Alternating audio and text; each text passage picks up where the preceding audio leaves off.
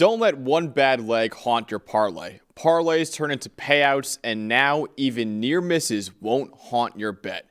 The NFL season is here, and DraftKings Sportsbook, an official sports betting partner of the NFL, is rewriting the rules with Ghost Leg, a new game-changing promotion that turns close calls into cold, hard cash. Best of all, it's available to all DraftKings customers.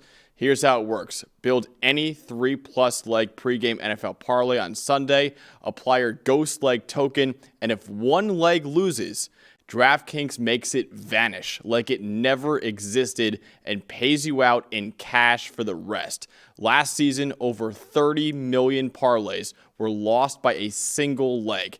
This year, Ghost Leg gives those busted bets a second life. No more busted parlays that haunt you all season. With Ghost Leg, the bad leg vanishes. The payout doesn't.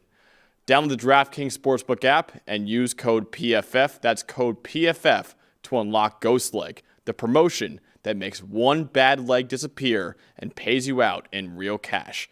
Ghost your losses, get your payout in partnership with DraftKings Sportsbook. The crown is yours. The Miami Dolphins hosting the New England Patriots. Dolphins, what a horrendous week one showing that they had. I mean, there's just no other way to put it.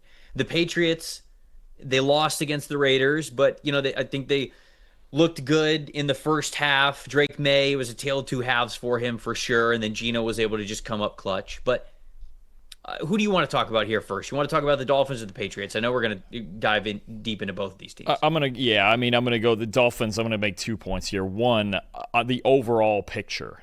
The Dolphins are not going to win this game unless straight up they just put in a better effort. Because they're too talented. They have too many talented players to be the worst team in football, right?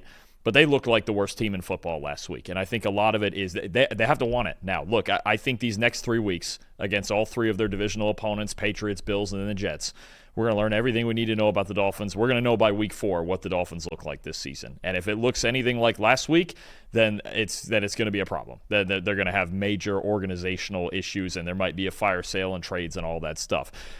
On the field, the whole reason that Tua's their quarterback and he is in this offense and he's been good in this offense in the past is that he can throw it A, quickly, and B, down the middle of the field, okay? You look at the way that he threw the ball down the middle of the field between the numbers last week against Indianapolis, not characteristic and not very good. 35.1 passing grade between the numbers last week, Trevor, against the Colts. 8 of 12, 78 yards. That's only 6.5 per attempt. 2 interceptions, 1 big-time throw, but 3 turnover-worthy plays. If Tua can't throw over the middle of the field, then this offense basically gets nowhere. That's pretty much what we're looking at this point between the RPOs. And look, they fell behind. They didn't get to run the full depth of their offense. They abandoned the running game because they were down 20-0, but in a blink of an eye, right? Now, New England against Geno Smith last week, this is where they struggled. I think you do have to attack New England's linebackers, Robert Spillane, Christian Ellis. These guys, very, very good run defenders. They don't turn their hips and move in coverage very well, and you've had questions about the Patriots coverage unit coming out of last week. Anyway, Geno Smith played a great game. He threw it down the middle of the field well. Tua needs to bounce back when it comes to throwing over the middle of the field. You mentioned that first interception that he threw over Tyreek Hill's head. That didn't used to happen. Those used to be money throws in Miami's offense that Tyreek Hill would score on. They've got to make those throws in this game. The Raiders established those types of throws, the RPOs, the slants, getting down the seams against New England last week. If Tua can do that this week, they can bounce back offensively. If he can't throw it down the middle of the field, they're going to get stagnant again like they did last week really quick. You hate to make sweeping declarations about a team 2 weeks into the season. If the Dolphins lose this game, I think we start talking about big picture stuff for them. I think we start talking about wholesale changes. You mentioned which players are going to be available at the deadline. I don't know how much longer McDaniel makes it if they lose this week, because not only are the Patriots a beatable divisional opponent, you're at home. Their best coverage player is out. They struggle a lot in coverage. And right now, I think that what you said to open up this segment is truly how I would encapsulate everything. There's just no effort, focus, and discipline on this team. When you look at their pass rush specifically, This is a talented defensive line. They have Chop Robinson. They have Jalen Phillips. They have Bradley Chubb. They got rookies like Kenneth Grant, Jordan Phillips. Like they got wait, Jordan, the kid from Maryland, Jordan Phillips, right? Yes, Jordan Phillips. Yeah, there's okay, multiple right. there's multiple Jordan Phillips. And I was going to say there's multiple right. Jordan Phillips in the NFL, right. and yeah. so I kind of like freaked myself out there. So, but like you have a decent Zach Seiler, like you have a good defensive line. Dalton, 48.2 pass rush grade as a team, dead last in the NFL in week 1.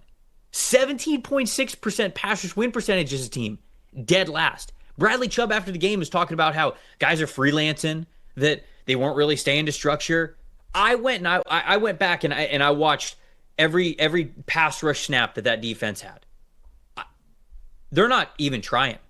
They're not trying to get off blocks. They're just running into the offensive linemen. I mean, I watched Chop Robinson had a 0% pass rush win percentage. I watched all 14 of his pass rush reps. He's just running into guys. He's just going straight at their chest, hand up. All right, well, guess he's blocking me. And I don't necessarily like mean that to like call specifically anybody out, but like I couldn't believe what I was watching. You've got Tua talking about, well, I can't wait to see like who shows up on Tuesday, who really wants it. Tyreek Hill obviously not happy when he's on the bench. He hasn't been happy in Miami. It feels like in over a year.